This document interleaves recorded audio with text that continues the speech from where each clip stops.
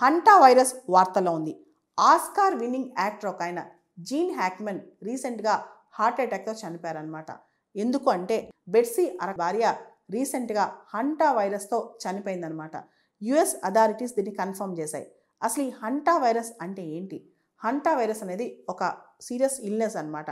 ఈ వైరస్ అనేది rats, rodents ద్వారా మనిషికి వస్తుంది. ఇది 2 రకాలుగా రావచ్చు. హంటా వైరస్ పల్మనరీ సిండ్రోమ్ లేదా haemorrhage fever with renal syndrome అనమాట. అమెరికా వాళ్ళ centre for disease control and prevention వాళ్ళ కథనం ప్రకారం ఈ హంటా వైరస్ అనేది 2 రకాలుగా ఇల్నెస్ తీసుకొస్తుంది అనమాట. ఒకటి హంటా వైరస్ పల్మనరీ సిండ్రోమ్, రెండోది haemorrhage fever with renal syndrome అనమాట. ఈ 2 సిండ్రోమ్స్ మనకు కనిపిస్తాయి హంటా వైరస్ వస్తే. బేసిక్గా హంటా వైరస్ అనేది జూనోటిక్. మేజర్గా ఇది ఎనిమల్స్ టు హ్యూమన్సే వస్తాయి.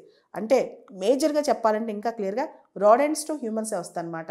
మెయిన్గా హ్యూమన్స్ రాడెంట్స్ ఎలుకలకు సంబంధించిన యూరిన్ కానీ, సెలవా కానీ, ఫీకస్ కానీ టచ్ చేసిన ఏరోజాల్స్ ద్వారా వాళ్ళకి ట్రాన్స్ఫర్ అయినా సరే హంటా వైరస్ సోకిద్ది అనమాట.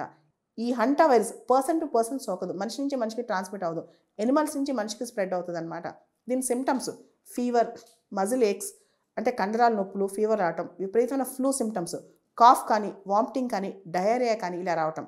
ఈ హంటా వైరస్ సంబంధించి మోర్టాలిటీ రేట్, మరణాల శాతం ఎంత ఉంటుంది అనేది ఆ ఇన్ఫెక్షన్ ఎలా సోకింది, ఆ వైరస్ ఎంత తీవ్రంగా ఉంది దాన్ని బట్టి ఆధారపడి ఉంటుంది. ఇది 12% నుంచి 40% వరకు మోర్టాలిటీ రేట్ ఉంటుంది.